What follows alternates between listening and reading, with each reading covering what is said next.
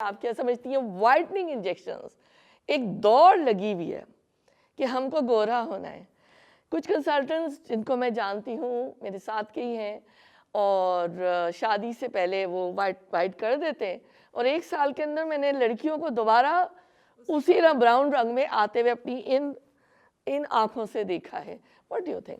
Aesthetic ना, ये aesthetics के जितने स्पेशली इस तरह के प्रोसीजर्स हैं ये आपको फिर मेंटेन करने पड़ते हैं। ये नहीं है कि आपने करा लिया और कोई जादू हो जाएगा और आप हमेशा ऐसा रहोगे, नहीं।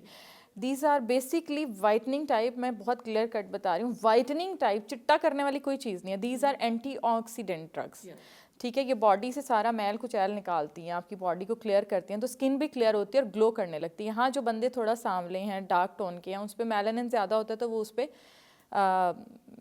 मतलब अपने असरात डालती हैं, तो वो मेलानिन थोड़ा कम होता है। और क्योंकि कॉम्प्लेक्शन डार्क होता है तो जो ग्लो आता है वो ज़रा प्रोमिनेंट हो जाता है ज़्यादा अच्छे से। तो बाकी जो लाइटर टोन के लोग हैं उनमें सिर्फ ग्लो आता है। हाँ, हेल्थ के लिए अच्छी हैं, जो मेरा पर्सनल एक्सपीरियंस, और मैं कहती हूँ कि as a antioxidant drugs हमें ये ले लेनी चाहिए। अगर हम ये सोच के ले रहे हैं कि हम कोई बहुत ही अंग्रेज़ बन जाएंगे तो ऐसा पॉसिबल नहीं है। हाँ हाँ, 1 to 2 टोन लाइटर होता है एंड दैट्स इनफ।